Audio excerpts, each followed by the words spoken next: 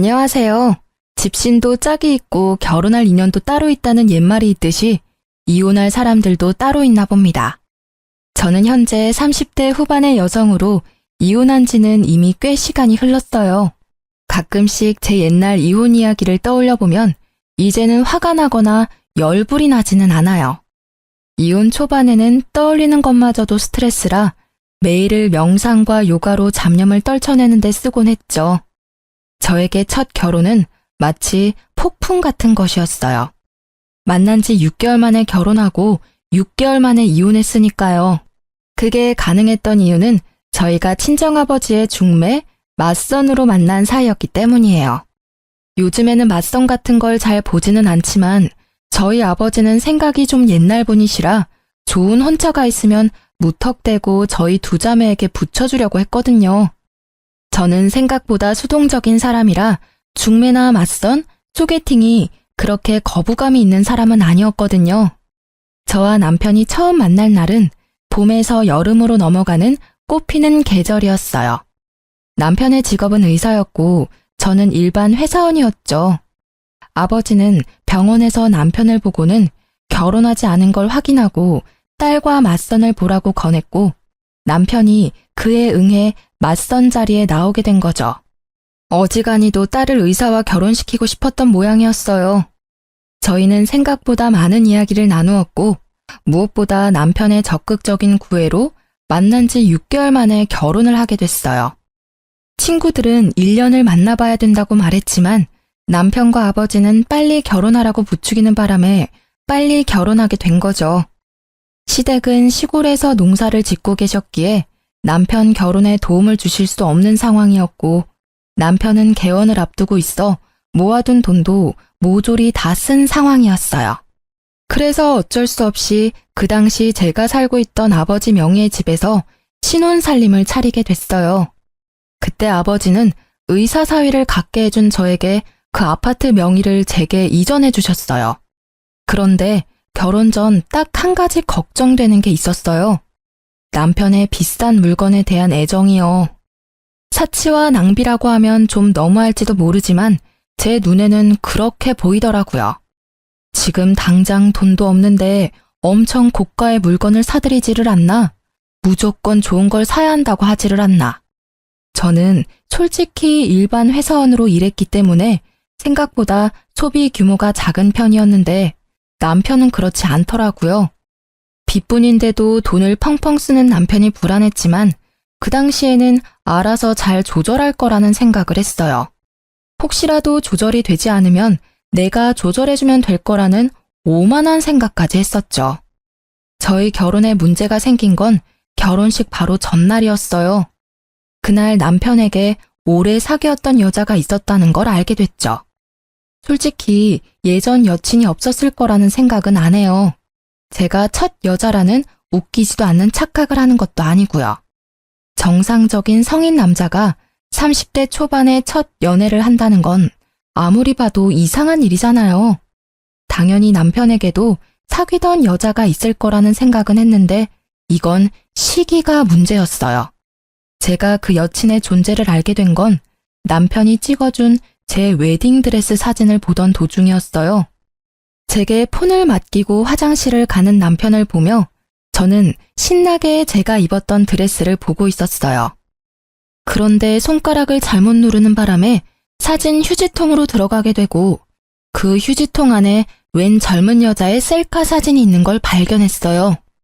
보통 휴지통은 30일 전 사진까지 저장이 되고 이후 순차적으로 삭제가 되는데 이 사진이 휴지통 안에 있다는 건 요 한 달간 만나서 사진을 찍었다는 게 되잖아요. 게다가 그 사진첩 안에는 둘이서 팔짱을 낀 사진이나 배경으로 유명 여행지가 찍힌 사진이 많았어요. 아무리 봐도 최근이라는 생각이 들어 남편이 오자마자 그 사진을 들이밀며 말했어요. 이 여자 누구야? 설마 바람핀 건 아니지? 팔짱도 끼고 여행도 같이 간 것 보니까 보통 사이는 아닌 것 같아서 묻는 거야. 진짜 다른 여자 만난 거야? 나랑 사귀면서? 아니야. 그런 오해할까봐 내가 걱정하긴 했는데 이 여자는 예전에 사귀던 여자애야. 헤어진 지는 벌써 오래됐고. 나 당신이랑 사귀면서 이 여자랑 관계도 정리했어. 그런데 왜 사진이 최근 거냐고. 사귀지도 않는데 팔짱 끼고 놀러가고 그래? 헤어졌다면서 웃는 얼굴로 사진도 찍고? 아니야. 내가 결혼한다고 했더니 마지막으로 한 번만 함께 여행 가달라고 해서 같이 가준 거야. 그것도 친구로서 부탁하는 거라고 하는데 어떻게 그걸 못 간다고 할 수 있어? 게다가 얘랑 6개월 전에 헤어져서 그동안 한 번도 만나지 않다가 청첩장 주려고 연락한 거야. 혹시 안 나가면 나쁜 짓 할까봐 같이 여행 가준 거고. 정말 맹세코 나한테는 당신뿐이거든. 그런 오해받는 것도 정말로 마음의 상처라고.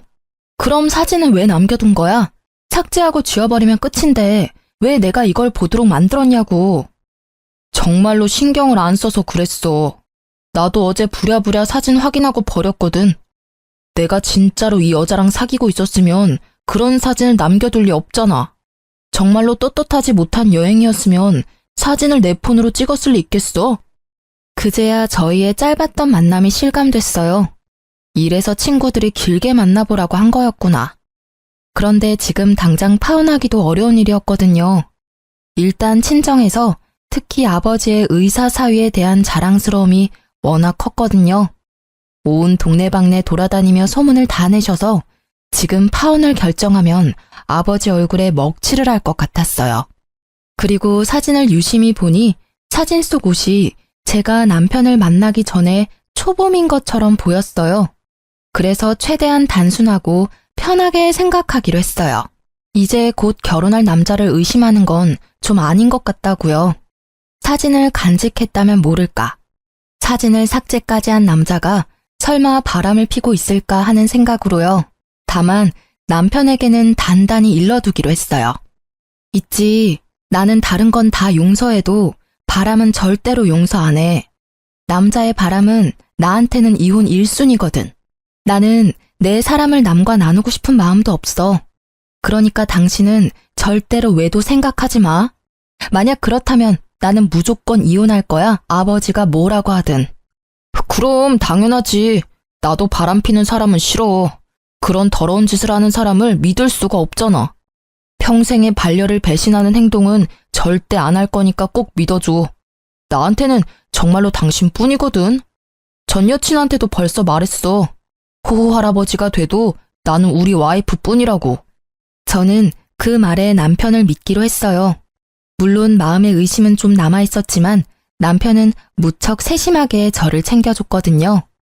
바람을 필 수 있는 시간적 여유도 없어 보였고 저와 있는 시간을 무조건 만들어줬기에 의심을 없애버리고 안심할 수 있었어요. 그렇게 평화로운 결혼 생활이 될 거라고 생각했는데 그리 쉽게 넘어가지는 않더군요. 그날에는 남편이 집에 없었어요. 1박 2일로 남자 동기들과 낚시 여행을 가는 날이었거든요. 한 달에 한 번씩 또는 2달에 한 번씩 꼭 가는데 저도 처음에는 의심해서 따라간 적이 있었는데 정말로 친구들끼리만 모여 노는 자리였어요.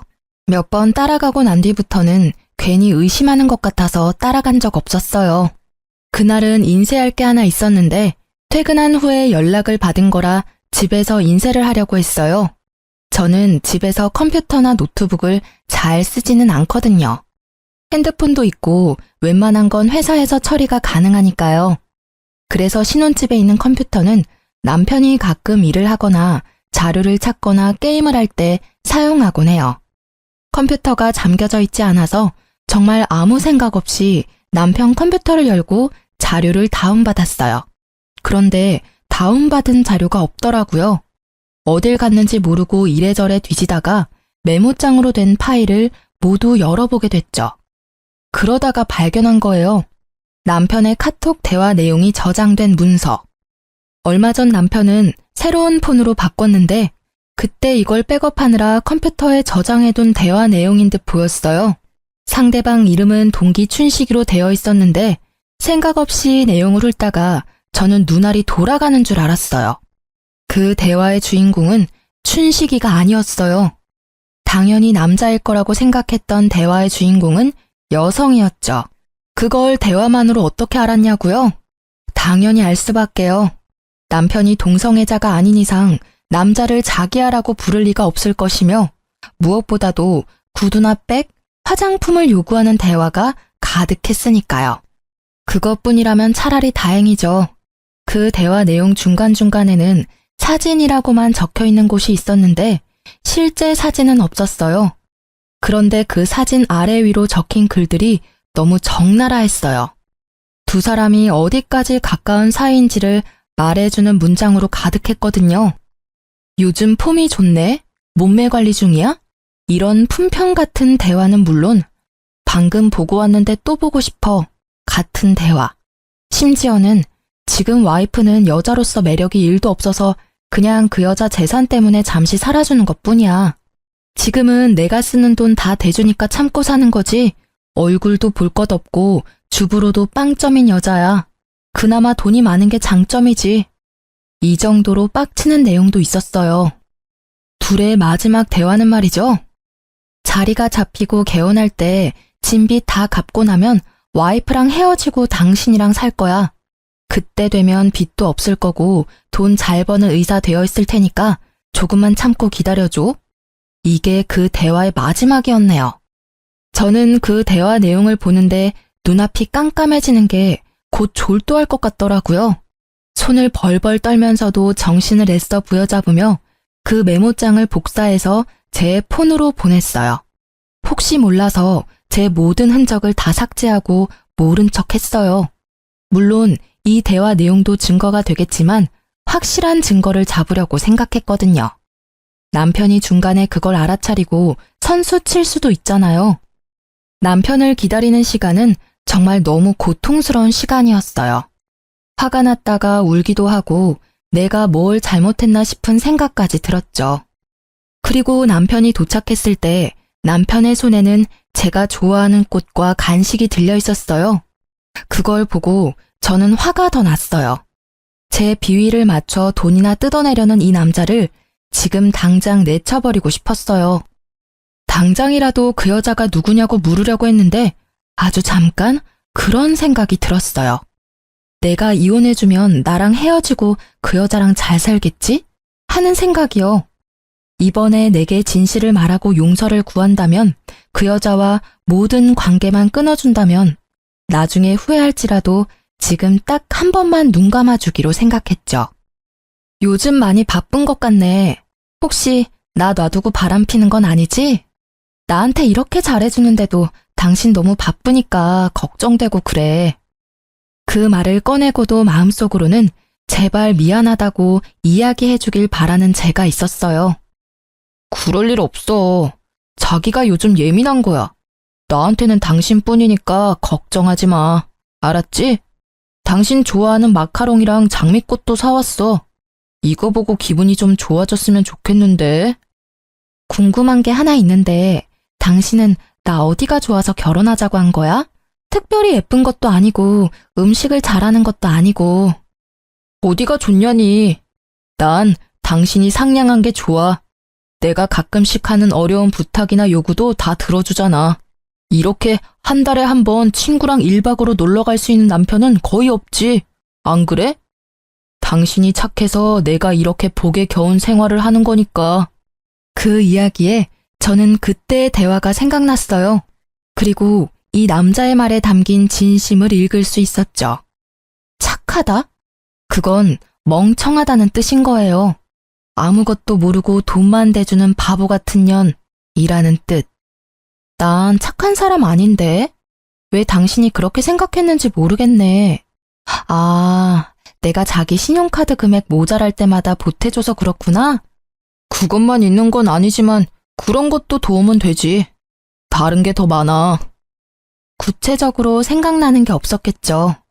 저를 그저 물주로만 생각했으니 다른 게 생각날 리가 있나요? 그래? 그렇다면 다행이고. 내가 주는 애정은 나중에 다 돌려받을 테니까. 응? 그게 무슨 소리야? 내가 자기한테 빌려준 돈들 어차피 자기가 돈 많이 벌면 나한테 갚아줄 거잖아. 안 그래? 솔직히 우리 집은 아버지가 돈이 좀 있어서 그렇지. 나 자체는 가진 게 크게 없잖아. 그러니까 나도 의사 남편 덕 좀 보겠다는 거지. 아, 그건 걱정 마. 그때가 되면 다 알아서 해줄게. 당신한테 지금 신세 지고 있는 것도 그때쯤에는 다 갚아줄 거야. 고생시키지 않고 호강시켜 줄게. 아버지도 의사사위 좋아하셔.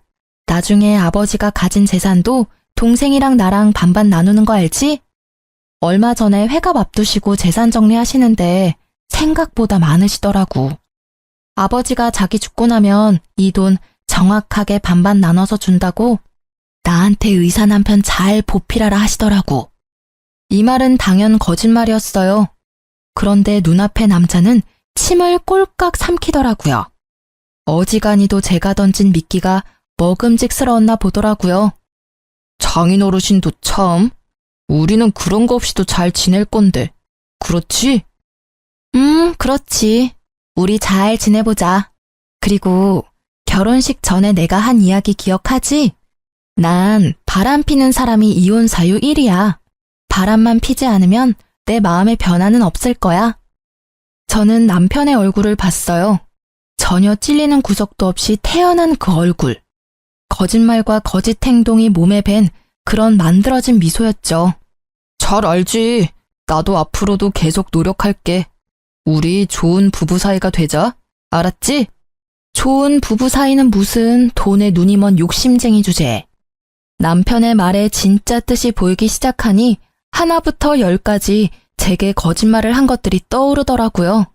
저는 이놈을 용서할 수 없었어요. 그래요, 이놈. 사람이 아닌 놈이죠. 이혼을 결심한 저는 남편의 뒤를 캐어 증거를 더 모으기로 했어요. 이때 저는 결혼과 함께 퇴사를 한 직후였기에 전업주부로 집안일만 하는 중이었으니 시간은 남아 돌았죠. 제 폰에 옮긴 메모장을 정독하며 두 사람의 패턴을 정리했어요. 어디에서 자주 만나는지, 무엇을 자주 하는지, 그리고 두 사람의 대화에서 특정 장소가 자주 언급되는 걸 발견하고 저는 그곳으로 가서 상간녀의 모습을 확인하기로 했어요.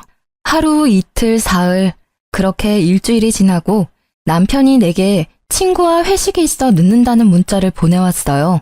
그리고 저는 얼마 뒤 제 눈앞에 보이는 남편의 모습을 보며 오늘 상간녀를 볼 수 있을 거라고 확신했죠. 그리고 역시 상간녀가 모습을 드러냈어요. 그 여자의 얼굴을 보고 저는 더 놀라고 화가 났어요. 남편과 오랫동안 만났다가 헤어졌다는 결혼식 직전에 제게 들킨 전 여친이었거든요. 소리라도 지르며 당장 뛰어가고 싶은 것을 꾹 참았어요. 참을수록 복수는 속이 시원하겠죠. 지금 당장은 바람난 남편 뒤나캐는 못난 여자처럼 보일 테니까요. 죽어도 그렇게 보여주기 싫었어요. 잘못은 남편 놈과 저 상간녀가 했는데 말이죠. 저는 그 뒤로도 그 여자의 뒤를 캐기 시작했어요. 그렇게 여자를 쫓아다닌 지 3일 만에 그 상간녀가 만나는 사람들을 보다가 아주 좋은 복수 방법이 생각났어요. 저는 그 자리에서 제 여동생에게 전화를 걸었어요. 그리고 이렇게 말했죠. 상견례 날 10분 정도 늦게 갈 거라고 말이죠. 사실 여동생은 그 다음 주에 상견례를 앞두고 있었어요. 여동생이 시집가는 그 집안도 교육자 집안으로 아버지가 좋아할 만한 교양 있는 분들이셨죠. 자기야, 내가 오늘 중요한 날이니까 시간 비워두라고 했지? 오늘 일정 있던 건 아니었어? 오늘은 일정 없어. 근데 오늘 무슨 날이야? 그건 도착할 때까지 비밀인데. 일단 정장도 입고 좀 꾸미고 와. 알았어. 어디 좋은 데 갈 거야? 싱글벙글 웃는 남편은 좋은 곳에 간다고 생각한 것 같더라고요. 격식 있는 옷을 입어야 입장이 가능한 곳이라고 생각했나 봐요. 저는 차에 타고는 일부러 내비의 주소를 입력하지 않고 직접 어디로 가야 하는지 방향을 알려줬어요.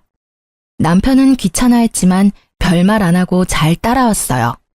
남편은 이상하게 생각한 듯 했지만 그래도 무사히 상견례 장소에 도착할 수 있었죠. 제가 도착한 시간은 본래 상견례 시간보다 10분 정도 늦은 시간이었어요. 가게 룸에 모든 가족이 들어가 있는 걸 확인하고 안으로 들어갔어요. 남편에게는 들어가기 직전에 말해줬죠. 오늘 내 동생 상견례 있어서 온 거야. 뭐? 처제 상견례? 당신이 그걸 왜 비밀로 한 거야? 하고 애써 웃는 남편의 모습이 뭔가 찝찝해 보이더라고요. 아무래도 상간녀가 이번 주 상견례 있다고 이야기한 모양이더라고요. 이럴까봐 미리 이야기 안 한 건데 이때는 정말 다행이라고 생각했어요. 주인공이 다 모이지 않으면 안 되잖아요. 저와 남편이 들어가자 사돈 될 사람들 가족이 앉아 있더라고요. 그리고 그 자리에 상간녀도 앉아 있었죠.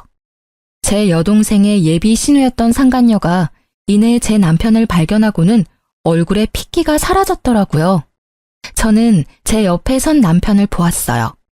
남편 역시 무척 경직된 얼굴로 표정을 숨기지 못하더라고요. 여동생이 자리를 정해줬는데 하필 상간녀 바로 앞자리가 남편 자리더라고요. 서로 눈도 못 마주치고 삐걱대는 모습이 제 눈에는 얼마나 잘 보이던지. 이쪽은 저희 언니예요. 그리고 그 옆에 있는 사람이 저희 형부예요. 동생이 저희를 소개해주고 나서 저는 인사를 드렸죠. 그쪽 부모님께 공손히 인사한 후 저는 상간녀의 얼굴을 일부러 빤히 쳐다봤어요. 상간녀도 이상하다는 생각이 들었는지 제 눈을 피하더라고요. 안녕하세요. 근데 그쪽 여동생분은 제가 어디서 뵌 것 같은데. 저는 모르겠는데요. 아마 다른 사람과 착각하신 것 아닐까요? 상간녀는 재빠르게 모른다며 제 말을 끊어내더라고요. 저는 웃으며 답했어요. 저도 직접 뵌 적은 없어요. 그런데 사진으로 한번 본 적은 있네요. 몇 개월 전에 본 거라 긴가민가 하긴 한데 아마 제가 생각하는 그분이 맞는 것 같아요. 혹시 제 말이 계속 이어지자 갑자기 남편이 저를 잡아 끌더라고요. 여보, 나 차에 뭘 놔두고 와서 가져와야 될 것 같아. 잠시만 밖에 같이 나가줘.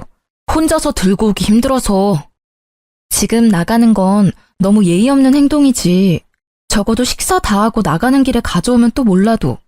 그리고 차에 아무것도 없던데 뭘 가져와?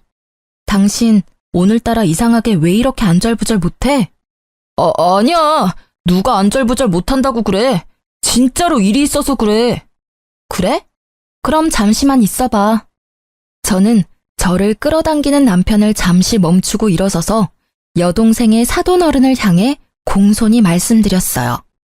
사돈어르신, 초면에 이런 말씀 드리는 것도 죄송하긴 한데 그래도 축하는 드려야 할 것 같아서요. 조만간 의사사위 생길 수도 있으시겠네요. 제 말에 사돈댁 두 분이 의아한 표정으로 저를 보더라고요. 남편과 상간녀 얼굴은 아주 망가졌고요. 그게 무슨 소리예요? 사돈 처녀, 우리 딸은 아직 사귀는 사람도 없고 결혼 이야기도 없는데. 아, 모르셨군요. 두 분의 따님께서 현재 제 남편과 사귀고 있거든요. 저와 만나기 전부터 저와 결혼한 지금까지 매주 매달 지속적으로 만나고 있어요. 게다가 이 남자는 저와 헤어지고 그쪽 따님과 결혼하고 싶다네요. 의자가 뒤로 넘어지는 소리가 들리고 저희 아버지의 고함 소리가 들렸어요. 대체 그게 무슨 소리야? 최서방이 뭐를 어째? 양가 부모님이 모두 놀랐지만 저희 친정아버지는 곧 숨이 넘어갈 만큼 놀라고 말았죠. 그리고 그런 아버지의 모습을 보더니 남편이 재빠르게 무릎 꿇고선 제게 애절하게 말하더라고요. 당신이 무조건 오해하고 있는 거야. 어디서 뭘 듣고 왔는지 모르겠지만 이런 좋은 자리에서 꺼낼 이야기는 아닌 것 같아. 응? 제발 부탁인데 우리 나가서 이야기하자. 조용한 데서 오해 좀 풀자고. 이런 자리는 진짜 그런 말 하기 어울리지도 않고 진짜 이 사람과는 당신이 생각하는 그런 거 아니라고. 그래? 이걸 보고도 그 말 할 수 있을지 볼까? 나 생각보다 많이 알고 있거든. 내가 오해한 건지 자기가 잘못 알고 있는 건지 이걸 보면 정확해지겠지. 저는 가방에 넣어왔던 인쇄물을 탁자에 올렸어요. 글자 크기를 크게 해서 인쇄했더니 아주 잘 보이더라고요. 뭐 그러라고 크게 뽑았지만 남편과 상간녀의 톡 대화 내용이었어요. 불륜을 정확히 특정하는 문장만 뽑아서 인쇄했죠. 종이 내용을 보는 양가의 부모님들은 크게 놀라는 모습이었어요. 당연하죠. 서로의 관계를 뚜렷이 보여주는 그 대화 내용에 두 사람의 관계를 짐작하기 쉬웠으니까요. 그리고 상간녀는 그 인쇄물들을 부랴부랴 숨기려고 열심히 주었지만 제가 한 장만 뽑아온 게 아니었거든요. 허공에 수십 장을 뿌려주니 그걸 회수하려는 생각은 못 하더라고요. 다만 얼굴이 일그러진 채 저를 노려보고 있었을 뿐이죠. 그리고 또 한 명, 일그러진 얼굴의 사돈 어르신이 손에 든 종이가 부들부들 떨리도록 떨고 있었어요. 아니, 여보게, 분명히 뭔가 착오가 있을 거야. 이름도 춘식이로 되어 있고, 그니까 이건 내 딸이 아닐 거야. 착한 내 딸이 불륜을 저질렀을 리가 없어. 사돈 어르신이 당황한 말투로 저에게 뭔가 잘못됐다며 말했어요. 필사적으로 딸을 변호하려 애쓰시더라고요. 그건 당연한 일이죠. 아버지가 딸을 변호하는 건. 그래서 좀 더 정확하게 알 수 있도록 말해드렸어요. 그게 궁금하신가요? 불륜을 하면서 당당하게 여자 이름을 저장하는 사람이 있을 리가 없죠. 이름은 가명일 겁니다. 그렇지만 의문을 가지는 건 당연하세요. 그러니까 아가씨, 폰 좀 빌려주실래요?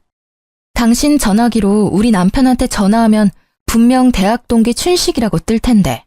제가 번호를 알려드릴게요. 010.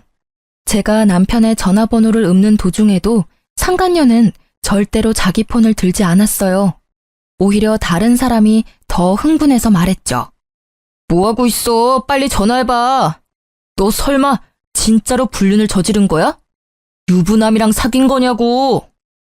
번듯하고 멀쩡한 오빠 밑에 이런 여우 같은 여동생이 있다니. 애가 달아서 난리가 났더라고요. 그리고 그런 상간녀의 모습에 불륜을 확신하신 아버지는 털썩 주저앉고 말았어요.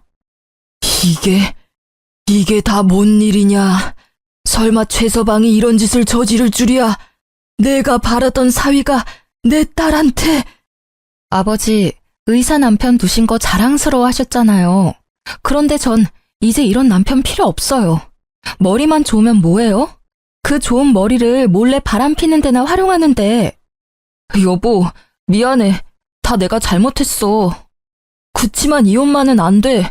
그러니까 제발 부탁이야. 내가 뭐든 할 테니까 제발 이혼한다고는 말하지 마. 내가 다 설명할게. 하나부터 열까지 당신이 충분히 이해할 수 있도록 내가 설명할 테니까 제발 밖에 나가서 이야기해. 남편은 그 자리에 무릎을 꿇으며 제게 매달리더라고요. 미안한데 나는 당신 ATM기가 아니거든? 그러니까 오늘부로 내 집에서 당장 나가. 사실 그 톡 대화 내용 나 다 봤어. 당신이 폰 바꾸기 전에 백업해둔 예전 내용까지 싹 다. 이런 대화를 보고 제정신으로 당신이랑 계속 만날 수 있겠어? 돈 때문에 결혼했다는데 내가 왜 당신이랑 같이 있어야 하는데? 어차피 나랑 이혼할 생각이었다면서. 생각한 것보다 더 일찍 헤어져 준다니까? 그 후에 둘이서 콩을 볶든 깨를 볶든 행복하게 잘 살면 되잖아. 왜 결혼 도중에 사람을 바보 만드냐고. 6개월 만에 결혼하자고 졸라서 할 만큼 우리 집 돈이 탐났어?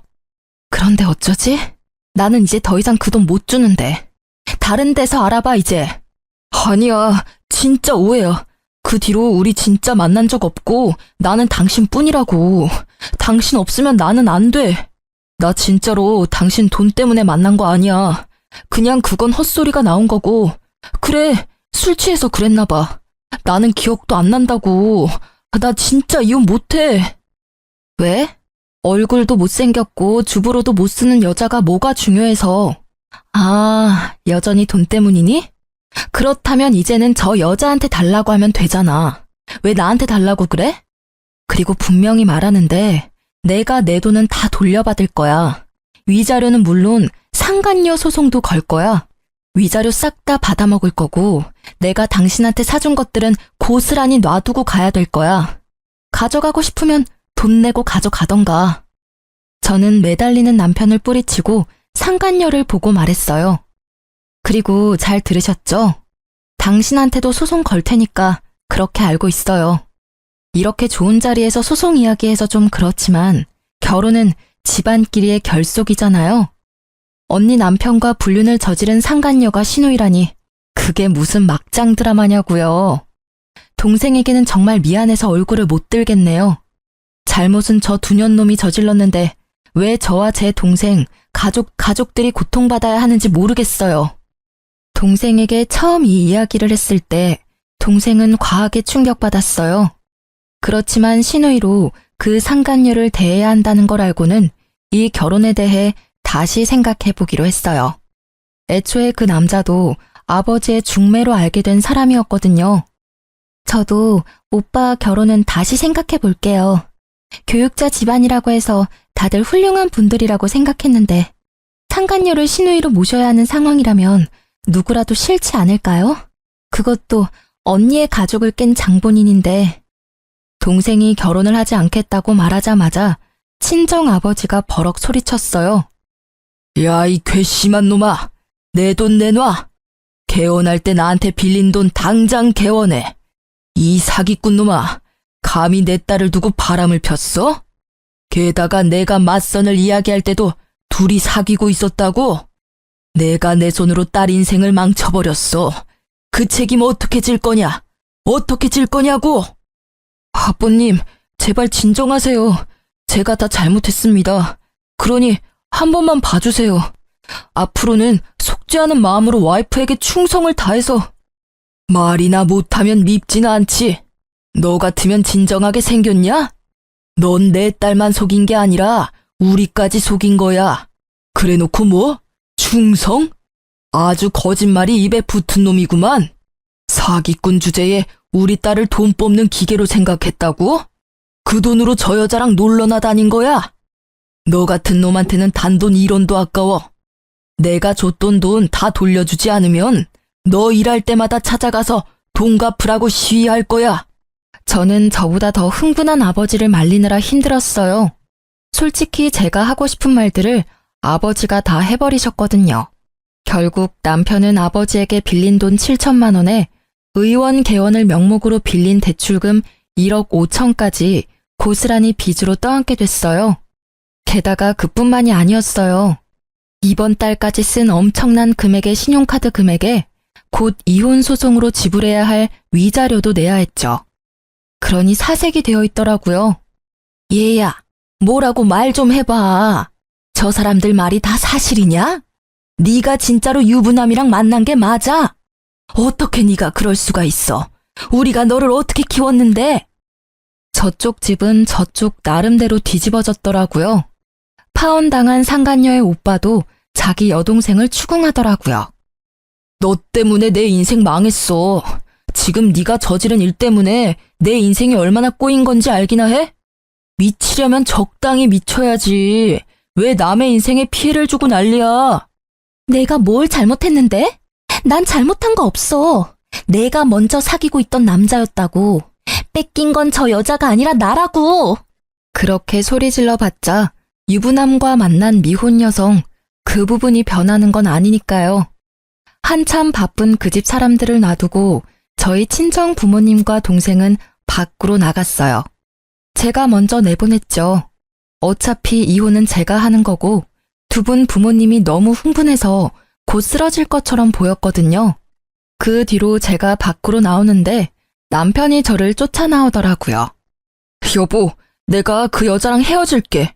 맹세코 그 여자랑 더 이상 만나지 않을 테니까 나 버리지 마, 응? 지금은 안 돼. 아직도 정신 못 차렸네. 그럼 헤어지겠다는 소리를 왜 밖에 나와서야 하는 건데? 헤어질 거면 그 여자 있는 자리에서 선언했어야지. 아직까지 그 여자가 신경 쓰이나 봐? 이 상황에서도 참 대단한 사랑이네. 그 여자가 그 헤어지자는 말 들을까봐 신경 쓰는 걸 보니 한 번 속았으면 많이 속은 거야. 두 번 다시는 안 속을 거고 당신이 진짜 그 여자랑 헤어진대도 나는 이제 상관없는 일이야. 우리는 이제 이혼할 거니까. 그리고 당신 얼굴 꼴도 보기 싫으니까 오늘 중으로 집에서 나가줘. 아니면 당신 물건 싹 다 용달차에 실어서 시골에 있는 시댁으로 보내버릴 테니까. 결국 제 으름장에 남편은 불이 나게 집으로 가 자기 물건을 챙기더라고요. 홈캠으로 보니 비싼 물건부터 쭉 쓸어 담는데 저런 본성을 내가 왜 여태까지 몰랐을까 하는 생각만 들었어요. 그리고 이후 전 남편은 연락이 없었어요. 그런데 의외의 사람이 저를 찾아왔더군요. 바로 여동생과 결혼하기로 했던 남자였어요. 상간녀의 오빠요. 그는 상간녀를 데리고 저를 찾아왔어요. 이렇게 찾아와 죄송합니다. 정말로 사죄의 말씀을 드려야 할 것 같아서 동생을 데리고 온 겁니다. 집안에 분란을 일으키게 돼서 죄송하게 생각합니다. 아, 뭐해? 빨리 사과드려. 우습게도 상간녀의 오빠와는 달리 상간녀는 상당히 삐딱한 모습이었어요. 왜 내가 사과해야 해? 그 남자는 내 남자였어. 이 여자가 나중에 와서 내 남자를 돈으로 꼬신 거라고. 게다가 이 여자는 돈만 보고 결혼한 물주였거든? 나만 사랑한다고 했으니 나한테서 남자를 뺏어간 건 이 여자지. 그리고 사과할 마음이 하나도 없어 보였죠. 저는 그 모습이 오히려 웃겼어요. 두 분 여기 왜 오신 건지는 모르겠지만 저는 이제 아무렇지 않아요. 저희는 이혼하기로 했으니까 당신은 제 전 남편과 잘 만나시면 될 것 같네요. 그런데 그 남자 지금 한 푼도 없어요. 말 그대로 빈털털이죠. 저한테 다 털린 데다가 이번에 위자료도 내야 하거든요. 뭐 제가 불륜 피해자들 이야기를 들어보니 남편이 바람을 피면 상간녀 소송비를 남편이 대주기도 한다는데 그럴 돈은 없을 거예요. 그럴 돈 있으면 저희 아버지한테 빚부터 갚아야 할 테니까요. 상관없어. 어차피 자기 병원 가진 의사라 그 정도 돈쯤 금방 벌거든? 그러니까 오빠, 왜 날 여기로 데려와서 사람 짜증나게 하는 건데? 아빠도 그래. 의사 사위 두는 걸 남들이 얼마나 부러워하는데 칭찬은 못 해줄 망정. 그렇죠. 의사 돈 많이 벌어요. 그런데 그 사람 개원하느라 은행에서 1억 5천 빌렸고요. 저희 아버지한테는 7천만 원을 빌렸고 저한테도 2천 정도 더 빌렸어요. 그리고 유책 배우자라서 위자료도 상당히 나올 거고. 그 빚 청산하려면 1년 안에 결혼은 좀 힘들지 않을까요? 집을 팔면 되잖아. 그 남자 집이 평수도 넓고 꽤 노른자 땅에 있어서 돈이 된다고. 아, 그 집이요? 그 집을 자기 집이라고 했나 봐요? 그런데 어쩌죠?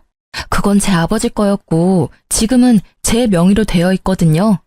결혼 전부터 아버지 명의였으니 그건 재산 분할에 들어가지는 않을 거예요. 그리고 아실지는 모르겠는데 그 남자 씀씀이가 좀 해퍼요. 이제까지는 제가 신용카드 값을 많이 메워줬는데 지금부터는 당신이 그 일을 해주셔야겠네요. 저번 달 건 카드빚이 거의 2천만 원이던데. 뭐 사랑한다면 그 정도 돈쯤 내줄 수 있죠. 안 그래요? 제 말이 계속될수록 상간녀의 얼굴은 하얗게 질려가기 시작했고 결국 마지막에는 그렇게 제잘거리던 입에서 아무 말도 나오지 않더라고요. 그리고 상간녀 오빠는 그 와중에 저에게 어필하더라고요. 이 못난이는 제가 교육을 잘 시킬게요. 그러니까 제발 제 결혼을 어떻게든 되돌려줬으면 좋겠어요. 솔직히 저는 아무 문제가 없는데 동생 때문에 이렇게 된 게 너무 억울하잖아요. 그쪽 말씀도 이해는 가요. 그치만 저희 아버지가 워낙 지금 이 사태에 분노를 하셔서요. 상간녀 당신이 호적파이고 남이 되지 않는 이상 제 여동생과의 결혼은 아마 불가능할 거예요. 남이 되더라도 이미 서로 간에 안 좋은 이미지만 쌓여서 그쪽 부모님들도 저희와 다시 연을 맺고 싶지 않으실 거예요. 저는 상간녀의 오빠에게 그렇게 말해줄 수밖에 없었어요. 이 남자가 제 여동생을 더 많이 좋아한 듯 보였어요. 그치만 어쩌겠어요? 가족을 잘 만나는 것도 복인데. 저는 헬쓱한 얼굴의 상간녀에게 아주 친절하게 말해줬어요. 상간녀님, 참 좋으시겠어요? 그렇게 사랑에 맞지 않는 남자와 다시 결혼할 수 있는 기회가 생겼잖아요. 그치만 그 사람에게 빚이 많으니까 그 빚 다 갚을 때까지 힘들게 살다가 결혼하시면 될 것 같네요. 근데 또 모르죠? 저처럼 돈 뽑아주는 기계 노릇만 하다가 돈 다 갚고 버려질지. 그건 그때 가봐야 아는 거니까 지금을 즐기세요. 이제 그 남자 솔로거든요. 뭘 해도 법에 걸리지 않잖아요. 그쵸? 제 말에 상간녀는 기분이 상한 듯 자리를 박차고 나가고 상간녀의 오빠도 부랴부랴 동생을 따라 나가더군요. 그 이후로 두 사람에게서 연락은 없었지만 나중에 들은 소문으로는 상간녀는 집에서 의절당하고 다른 지방으로 이사 갔다고 하더라고요. 그리고 1년쯤 지났을까?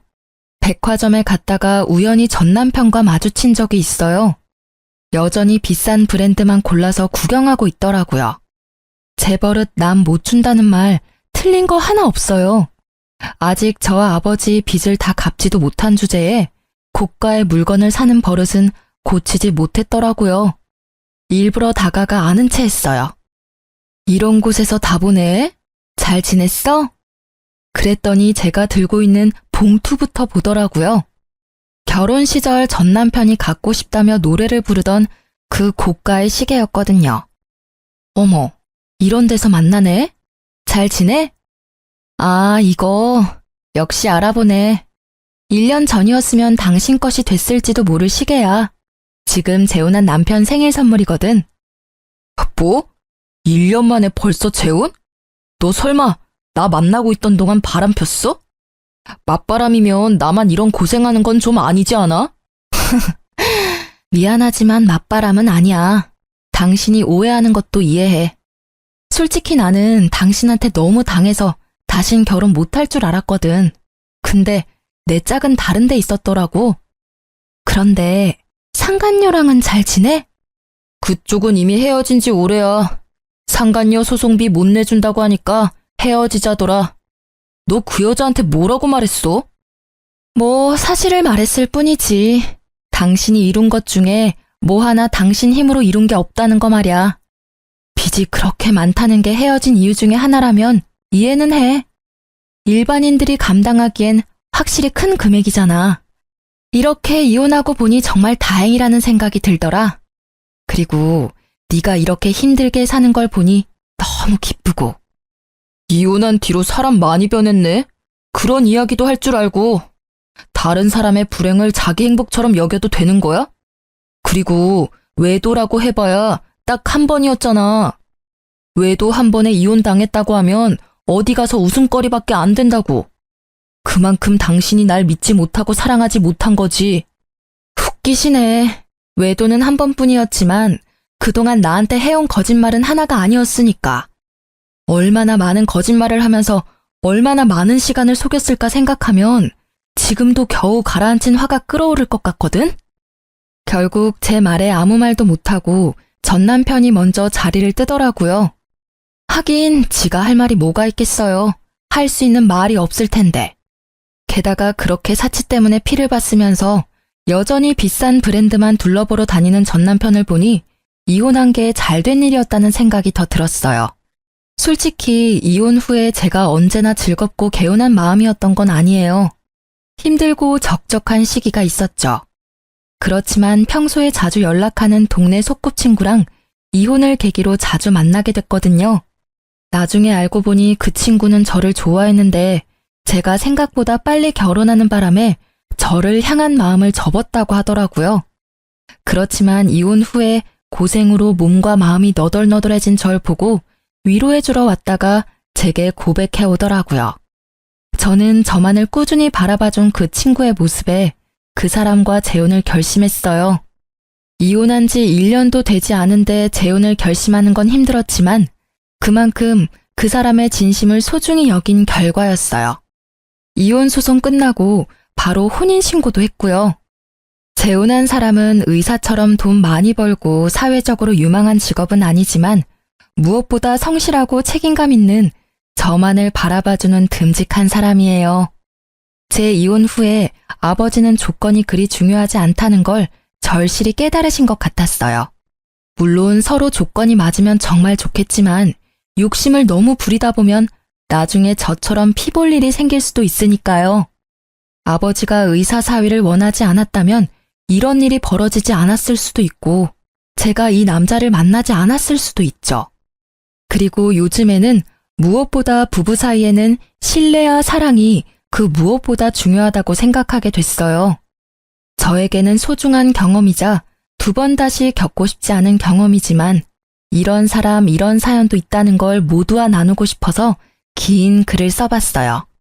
제 사연을 읽어주셔서 감사합니다.